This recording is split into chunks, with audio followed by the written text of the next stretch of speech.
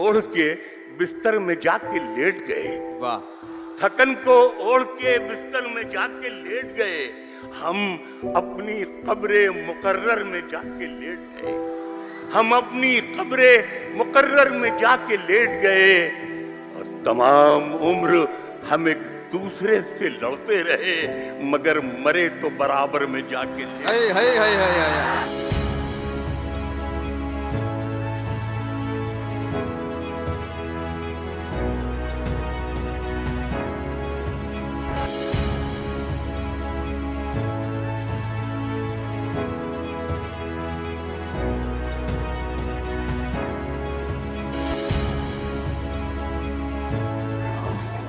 जिस्म पर मिट्टी मलेंगे, पाक हो जाएंगे हम, ऐ ज़मी एक दिन तेरी खुराक हो जाएंगे हम।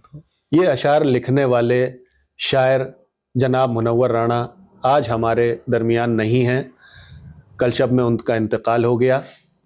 उनके साथ बहुत से मुशायरों में शिरकत करने वाले और मिज़ाहिया शायरी करने वाले, क्योंकि मुनव्वर राणा साहब संजीदा शायरी भी करते थे और एक पुट होता था उनकी शायरी में, तंजिया जो शायरी थी उनकी, उसका भी एक लहजा रहता था। आज हमारे साथ जनाब एजाजुद्दीन पॉपुलर साहब यहाँ पर हमारे साथ मौजूद हैं।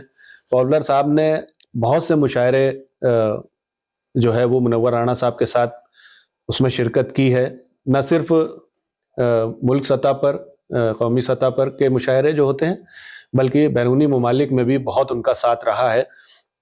किस तरह की शख्सियत थे, शायरी तो आप सब ने सुनी है उनकी, लेकिन जो बहुत ऐसे पल जो उन्होंने मुनव्वर राणा साहब के साथ गुजारे और उनकी यादें आज जो उनको जहन में उनके आती हैं, जबकि आज वो हमारे साथ नहीं हैं, इस दुनिया में नहीं हैं। एक लंबी बीमारी के बाद कल उनका इंतकाल हो गया।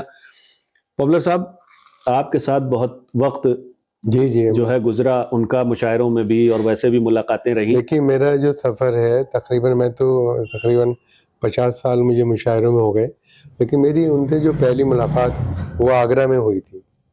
वो फिराक गोरखपुरी की याद में एक बड़ा मुशायरा था जो केसी श्रीवास्तव ने वहाँ ऑर्गेनाइज़ किया था। वो कराते थे मुशायरा आगरे में, हम जाते थे, तो वो वहाँ उनसे मेरी मुलाकात हुई। तो वो बहुत मकबूल, उस मुशायरे में बहुत कामयाब भी रहे। तो बहरहाल इत्तेफाक ये हुआ कि उन्हीं के साथ मुझे कमरा शेयर करने का मौका मिला उस ज़माने में।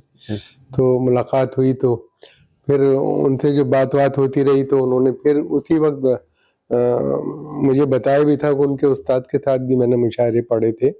और वो कतर में जो मुशायरा होता था, मुतीबुर रहमान साहब कराते थे सालाना मुशायरा, तो उसमें उसकी लिस्ट वाली आती साहब ही बनाते थे। और वो सब हिंदुस्तान थे और पाकिस्तान के जो अलग लोग थे तो वो अलग आते थे। शायद हिंदुस्तान के शोरा का सब उन्हीं के साथ रहता था, वो एक लिस्ट मुरतब करते थे, तो हमें ले जाते थे वो। तो फिर उन्होंने वहाँ पर मुझे बताया भी कि आपकी मेरे से जो मुलाकात हुई और मुझे बहुत अच्छा लगा, मैंने आपके बारे में अपने उस्ताद से सुना है और वो आपकी बड़ी तारीफ करते थे। तो एक जो मुलाकातें उनके साथ आपकी रही, उसमें से कुछ ऐसी यादें जो मतलब आम लोगों को उस तरह से नहीं मालूम है, लेकिन आपके जहन में वो यादें नहीं, वो असल में बहुत मुखलिस, मोहब्बत के और हमदर्द इंसान थे। लोगों की मदद के लिए हमेशा तैयार रहते थे। और वो, मैं तो वो भी जानता हूँ कि वो बहुत से गरीब शोरा की उस ज़माने में मदद भी करते थे, तो उनसे बहुत से लोग राब्ते में रहते थे। वो बहुत, क्योंकि अच्छे पैसे वाले थे उस ज़माने में, वो उनकी ज़मीनें थी और कुछ उनके ट्रक वगैरह भी चला करते थे, लोग बताते हैं। मुशायरे भी अच्छे पढ़ रहे थे, मुशायरे भी पढ़ते थे और अच्छा खासी एक अच्छी रकम मिलती थी। बड़े तो वो हमेशा मतलब लोगों की मदद का भी उनमें जज्बा था। तो भारत एक बहुत मुखलिस इंसान थे और हमने जब भी उन्हें अपने साथ पाया तो मोहब्बत से पेश आते थे।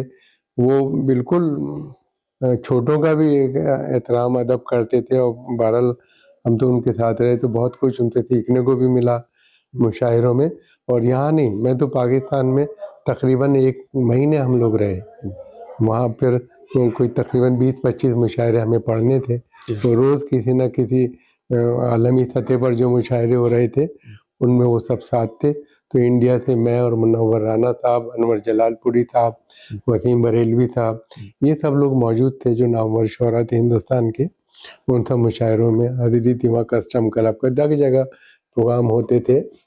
तो उस वक्त एक कहते हैं कि बाढ़ सी आ गई थी कराची जी, में, जी। सब मुशायरे।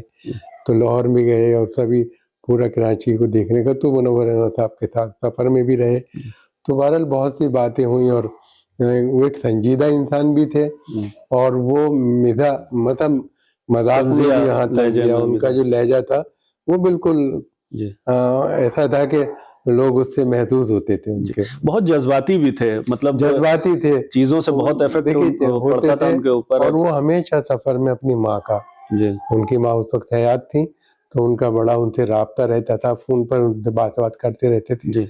और उनकी दुआओं के लिए हमेशा उनसे मैं इतराज़ घर में करते थे। सबसे छोटा था, मेरे हाँ, हिस्से में माँ आप आई, देखिए कि कितनी किसी मकबूल को घर मिला हिस्से में या कोई दुकान आई, मैं घर में सबसे छोटा था, मेरे हिस्से में माँ आई। जी, कितनी तो मकबूल है ये ये उनके। शेर उनका बहुत मकबूल है पूरी दुनिया में। जी, जहाँ भी जाते थे इस शेर से लोग इसको सुनना चाहते थे। जी, और उनके बहुत से शेर, जैसे आपने शुरू में ही पढ़ा कि जी। बुलंदियों का बड़े बड़े से बड़ा निशान छुआ, उठाया गोद में माँ ने तब आसमान छुआ। वाह वाह वाह वाह। देखिए माँ से उनकी जो अकीदत जी, थी जी, वो शेरों में भी जाहिर थी और वो पढ़ते हुए बड़े हसास हो जाते थे। मतलब माँ का जैसे ही, क्योंकि माँ नहीं रही थी, अभी DCM में मेरे साथ थे मुशायरे में, तो वहाँ तक स्टेज तक उन्हें जाना था। तो मेरा हाथ पकड़ा और कहा कि भाई तो वहाँ तक, अभी पिछले मार्च की बात है, जी। तो फिर मैं उन्हें वहाँ तक ले गया तो उन्होंने अच्छा, मेरा पिछले कुछ शुक्रिया अदा सालों किया। में क्योंकि तबीयत उनकी खराब रही, अलालत रही, तबीयत तो उनकी लेकिन शुरू उसके से बावजूद कुछ मुशायरे ऐसे होते थे देखिए जिसमें वो जाते शुगर पेशेंट भी रहे, बहुत भी अच्छा शुगर भी थी उन्हें, क्योंकि उसका इजहार भी करते थे, दवाएं बहुत लेते थे। फिर उनके घुटनों में असल में दर्द रहता था, फिर घुटने भी बदलवाए, तो कभी दिल्ली एडमिट है, कभी है। तो आए दिन इस तरह की खबरें मिलती रहती थी कि मुनव्वर राना इस मुशायरे में नहीं आ रहे हैं, उनकी तबीयत अचानक खराब हुई जी। और वो दिल्ली में डायलिसिस वगैरह भी उनका होता डायलिसिस था। वगैरह, किडनी वगैरह की किडनी की प्रॉब्लम प्रॉब्लम। हुई। जी, तो सब लोग उनका इलाज भी कर रहे थे, क्योंकि एक बड़े अच्छे शायर थे जी, और उनके लिए बड़े से बड़े लोग भी उस वक्त जी। तैयार रहते थे उनकी मदद के लिए। 2014 में साहित्य अकादमी हाँ, अवार्ड उन्हें मिला। साहित्य अकेडमी ने एक अवार्ड दिया। जी, 15 में तो वापस करा उन्होंने। वो बड़ी खुशी का मौका था। जी, सब लोगों ने अप्रिशिएट किया अखबारों में, मुनव्वर राना को जो अवार्ड मिला है वो ठीक मिला है जी, उसको सबने। लेकिन वो देखिए जब उन्होंने कुछ ऐसे हालात देखे, जी, है ना, तो उन्हें कुछ अच्छा नहीं लगा, तो उन्होंने फिर अपना अवार्ड जो था, जी, और लोग वापस कर रहे थे जो लिटरेचर से जुड़े हुए लोग थे, तो उन्होंने कहा कि ये मुझे अवार्ड वापस करना चाहिए। तब 2015 में उन्होंने उस अवार्ड को वापस किया साहित्य अकेडमी के। वो मतलब मौजूदा सरकार से हाँ, उनके कुछ मौजूदा अपने सरकार उनकी नाराजगियां जो भी रही, जिस नाराजगियाँ मौजू थी, पे भी रही। तो वो असल में क्योंकि एक सच्चाई पर जी, पसंद जमे आती थी। रहते थे जी, और सच्चाई को पसंद करते थे और हमेशा सच्ची बात कहते थे। और हमेशा ऐसा होता कि जो सच कहता है तो उससे लोगों को परेशानी भी हो जाती। जी, पर वही प्रॉब्लम उनके सामने भी थी, बहुत से मसले मसाइल उनके सामने आए, कुछ सियासी भी थे, गैर सियासी भी थे। और क्योंकि उनके बच्चे भी सियासत में हैं, उनकी बेटियां जी, एक कांग्रेस से शायद जुड़ी हुई हैं, एक समाजवादी थे। जी, तो कुछ ये सिलसिला जो NRC वगैरह का हुआ था, उस सिलसिले में वो एहतजाज वगैरह सब चले। जी। तो भारत तभी से उनका जो रुख था एक अजीब था। एक पार्टीशन के वक्त का दर्द भी उनके अंदर था और वो चीज हाँ, देखिए उनके मुशायरे में जब वो शायरी करते थे बहुत तो अच्छा उसमें भी आपने, झलकता था। देखिए पार्टीशन का उनको वो दर्द था। उन्होंने महाजिरनामा लिखी थी, उनकी नज्म है, बहुत जी, मार्कतुलारा नज्म है और वो बहुत पसंद की जाती है हमारे कराची में। जब उन्होंने पहली बार इस नज्म को पढ़ा तो वहाँ के जो मुहाजिर जो हिंदुस्तान से गए थे, तो बहरहाल एक बहुत सब लोग संजीदा एक तरह से मतलब रो दिए वहाँ लोग जी, उस महफिल में। जी, और क्योंकि उस नज़्म में उन्होंने बताया कि जो हालात थे जब लोग सफ़र करके दूसरे देश जा रहे, मतलब कराची या पाकिस्तान जा रहे थे वतन को छोड़ के, तो क्या क्या चीज़ें रास्ते में छूट गई, माँ बाप किस किस तरह के उनके काफी रिश्तेदार थे। पार्टीशन के वक्त पाकिस्तान चले गए, उनके वालिद लेकिन यहीं रुके यहीं और रुके, उन्होंने अपना वतन नहीं छोड़ा, उन्होंने वतन नहीं हिजरत छोड़ा नहीं और की। फिर यहीं पे रहे और कारोबार उन्होंने किया जी, और वही कारोबार उनके हिस्से में आया। जी। तो और इस मिट्टी से उनका जो लगाव था और जो दर्द उनकी शायरी में नजर आता है, वो उनकी शायरी में जो वो लिखते थे और वो नजर भी आता था कि कुछ इसके उनके अशार इस तरह के हैं जो आपने अभी पढ़े भी थे। हाँ देखिए, उनका जो शेर है ना, वो मुझे काजी लगा, हमसे मोहब्बत करने वाले जी, रोते ही रह जाएंगे, हमसे मोहब्बत करने वाले रोते ही रह जाएंगे, हम जो किसी दिन सोए तो फिर सोते ही रह जाएंगे। क्या तो देखिए कितना उन्होंने कि हमसे मोहब्बत करने वाले रोते ही रह जाएंगे, हम जो किसी दिन सोए तो फिर सोते ही रह जाएंगे। हकीकत बयान की, और वो चीज उनकी हकीकत पर मबनी अशार, और क्योंकि माँ का जो एक रुख दिया उन्होंने, जो माँ के ऊपर शायरी की, फिर तो बहुत से अशार लोगों ने माँ पर कहने शुरू किए, लेकिन उन्होंने माँ को जो रुतबा, जो उसकी जो मकाम था, माँ को जो देना था, वो अपनी शायरी के जरिए दिया। अच्छा, वो इस चीज को अपने मुशायरों में, शायरी तो वो करते थे, पढ़ते थे, लेकिन जब वो तकरीर करते थे और किसी को मुखातिब करते थे तो वो लहजा भी उनका एक दर्द भरा होता था, लगता था कि दिल में एक दर्द है। खासतौर पर माँ बाप की जो एक इज्जत होती है, जो उनका रुतबा होता है, उसको लेके, इसको हम हिंदुस्तानी कल्चर जिसे हम कहते हैं, अगर बाहर चले जाएं आप तो अमेरिका और यूरोप और ऑस्ट्रेलिया हर जगह गए हैं, आपने देखा है वहां पे कि किस तरह से वहां का मुआशरा जो है वो अपने अपने मस्त सारे लोग हैं, माँ बाप अलग रह रहे, बच्चे अलग, लेकिन यहाँ का कल्चर। बिल्कुल आप सही कह रहे हैं, वो क्योंकि अपनी फैमिली से जुड़े रहे, उनके बाप ने जिस तरह से मेहनतें की तो उसका इजहार भी करते थे कि मेरे बाप ने बहुत मेहनतों से कुछ 2-1 ट्रक बनाए। उन्होंने शुरुआती दौर में हर आदमी गरीब, उन्होंने उसका भी इजहार किया कि बाप ऐसे थे, लेकिन फिर बाद में उन्होंने बहुत मेहनत की और फिर उन्होंने, क्योंकि ट्रांसपोर्ट वगैरह था, उनका एक राब्ता था, तो ट्रक वगैरह बनाए, फिर बहुत सी प्रॉपर्टी वगैरह बनाई। तो क्योंकि ये बड़े भाई थे तो छोटे भाइयों की भी किफ़ालत और वो सब सिलसिला था, तो बताते थे। और फिर अपने परिवार को देखना, अपनी बेटियों के अच्छे से अच्छे रिश्ते भी किए जहाँ तक, तो सब इनके दामाद भी बहुत अच्छे हैं सब, और सभी बच्चे भी काबिल हैं। तो बस उसी सिलसिले में उनके ऊपर रहते थे। वाइफ इनकी जो भाभी हैं हमारी, तो वो बहुत ही, वो भी उसी तरह से मोहब्बत मुखलिस हमारे साथ सफ़र में भी रही, कतर वगैरह, तो वो बहुत से सफ़र में अपना साथ भी ले जाते थे भाभी। तो बहुत, अब जैसे पाकिस्तान जाना है, फिर दुबई वगैरह करीब थे, तो दुबई के सलीम जाफरी ने जो मुशायरे किए, या मुसीबुर रहमान साहब ने कतर में जो बड़े मकबूल मुशायरे हैं वो, हाँ वो सब, और क्योंकि मैं तो आज भी वो पड़े हुए नेट पे और लोग उनको, बिल्कुल सलीम जाफरी ने तो बहुत से मुशायरे किए, तो मैं तो तकरीबन उनके हर मुशायरे में रहता था। उनके एक दोस्त थे मुसीबुर रहमान, जो कतर में करते थे, और एक अवार्ड वो देते थे सालाना, जो कभी पाकिस्तानी शायर को मिलता था और जिन्होंने अदम में खिदमत की है, और कभी हिंदुस्तान को। तो मैं तकरीबन उनके 15-20 मुशायरों में मैं खुद, वो एक दौर जो मुशायरे का रहा, तो उसमें जो भी शोरा, आपका भी उसमें नाम रहा कि लिस्ट में जब तक मुनव्वर राना और वसीम बरेलवी और बशीर बद्र साहब और राहत इंदौरी साहब, ये मुकम्मल करते थे उस लिस्ट को। मिजाइया में आपका नाम इतना मकबूल था कि वो, मुझे तकरीबन भाई तकरीबन 50 साल हो गए, और मैंने सभी बुजुर्ग शोरा के साथ मतलब स्टेज शेयर किया, उनके साथ मुशायरे पढ़े, और सबसे मेरा बहुत अच्छा, चाहे वो जगन्नाथ आज़ाद हों और चाहे महशर बदायूनी हों, जितने भी निदा फाजली हों, जॉन एलिया हों, ये सब मेरे साथ सफ़र में भी रहे। और उस ज़माने में क्योंकि सलीम जाफरी इन सबको पसंद करते थे, उन्होंने सबके जश्न दुबई में मनाए, चाहे वो जॉन एलिया का जश्न हो, चाहे महशर बदायूनी का हो, जगन्नाथ आज़ाद का हो, तो ये बड़े मुशायरे थे, और मैं उनमें बराबर एक मिजाइया शायर के हैसियत से मौजूद रहा, वो एक कतर में भी। और चाहे अमजद इस्लाम अमजद हो, अताउल्लाह कासमी हो पाकिस्तान से, तो ये सारे बड़े नाम थे, उनके साथ सफ़र करने का भी मौका मिला, और उनकी सोबतें, मतलब उनके साथ रहे, उनकी मोहब्बतें भी मिलती रहीं, और हमेशा मैंने उन्हें सबको मुखलिस पाया। जो मुझे अब इस दौर के जो शोरा हैं, तो बहरहाल वो ज़मीन आसमान का फ़र्क है।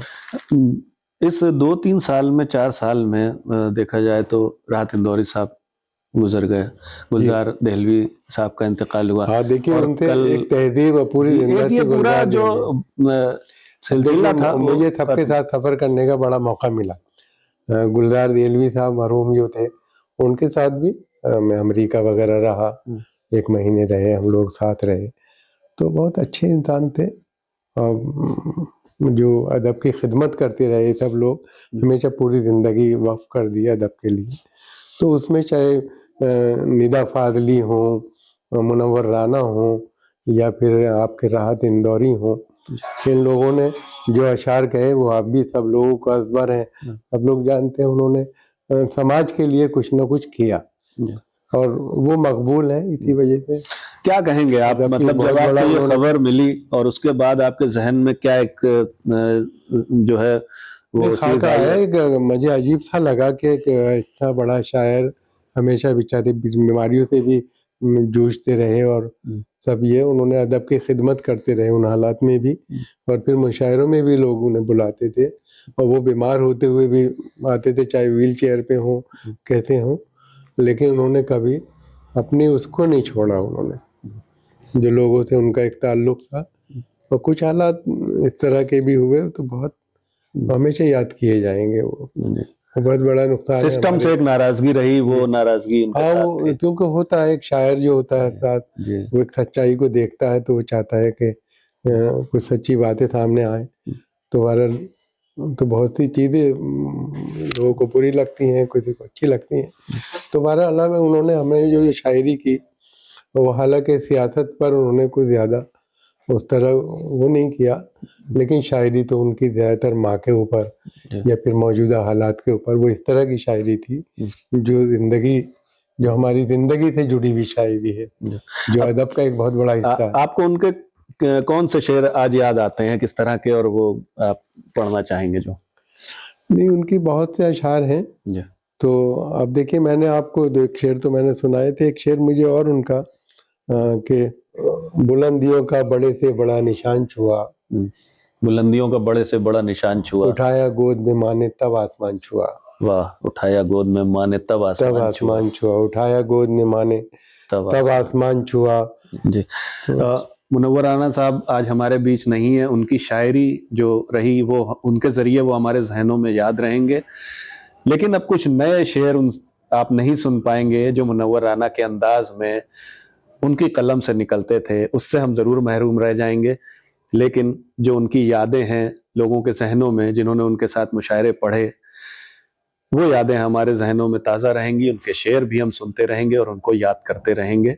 तो मैं इस प्रोग्राम को यहाँ इस मुनव्वर राना साहब के उस शेर से ख़त्म करना चाहूँगा कि मैं अपने आप को इतना समेट सकता हूँ, जहाँ भी कब्र बना दो मैं लेट सकता हूँ। ये वो शायर कह सकता है जिसका अपनी मिट्टी से जुड़ाव है, और वो ज़िंदगी भर और मरने के बाद भी अपनी मिट्टी से जुड़ा रहना चाहता है। तो मुनव्वर राना साहब हम लोगों के जहनों में अपनी शायरी के ज़रिए हमेशा ज़िंदा रहेंगे।